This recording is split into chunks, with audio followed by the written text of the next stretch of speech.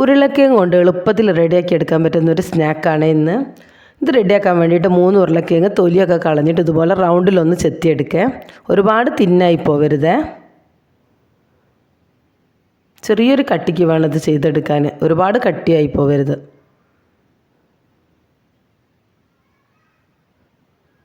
ഇതിലേക്ക് നമുക്ക് കുറച്ച് ഈർക്കിൾ ആവശ്യമുണ്ട്. ഇതുപോലെ ഈർക്കിളിൽ നമ്മൾ ചെത്തി വെച്ച ഉരുളക്കിഴങ്ങ് ഓരോന്നായിട്ട് കുത്തിയെടുത്ത് മാറ്റി വെക്കേ.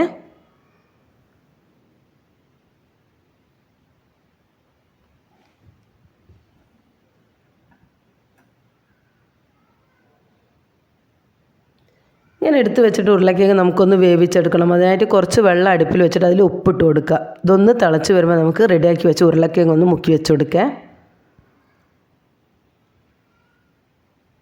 ഇതൊരു 5 മിനിറ്റോളം ഒന്ന് തിളക്കട്ടെ. അത്യാവശ്യം ഒന്ന് വെന്ത് വരണേ.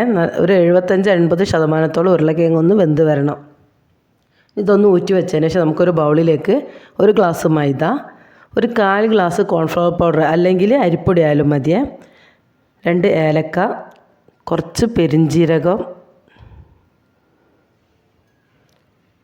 കുറച്ച് മുളക് പൊടി, മഞ്ഞൾപ്പൊടി, ആവശ്യത്തിന് ഉപ്പ്, ഒരു 3-4 ചുള വെളുത്തുള്ളി, ഇവയെല്ലാം കൂടെ ചേർത്തിട്ട് നമുക്കൊരു മിക്സിൻ്റെ ജാറിലേക്ക് ഇട്ടിട്ടൊന്ന് പൊടിച്ചെടുക്കാം.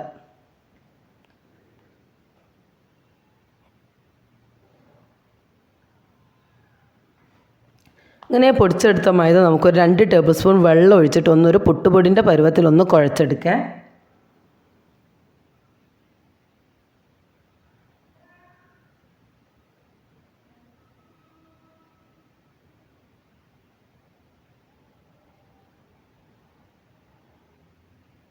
ഇതൊന്നൊരു അരിപ്പയിലേക്ക് ഇട്ടിട്ട് ഇതൊന്ന് അരിച്ച് മാറ്റി വെക്കണേ.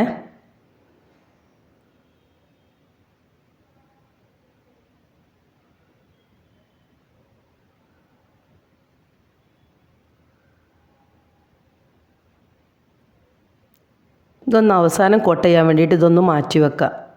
നമ്മൾ അരിച്ച് കിട്ടിയ മൈദമാവ് നമുക്കൊന്ന് ഒരു ബൗളിലേക്ക് ഇട്ടിട്ടൊന്ന് വെള്ളം ഒഴിച്ചിട്ടൊന്ന് ലൂസായിട്ടുള്ള ബാറ്ററാക്കി എടുക്കുക.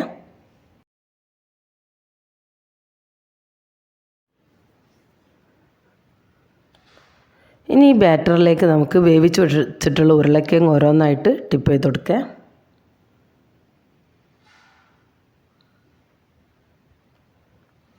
ഇനി നമ്മൾ നനച്ച് മാറ്റി വെച്ചിട്ടുള്ള മൈദമാവിലേക്ക് ഇതൊന്ന് കോട്ട് ചെയ്തെടുക്കാം. അങ്ങനെ നമ്മൾ ഓരോ ഉരുളക്കിഴങ്ങ് നമ്മൾ ചെയ്ത് വെച്ചിട്ടുള്ള ഇങ്ങനെ ഒന്നായിട്ട് കോട്ട് ചെയ്തെടുക്കുക.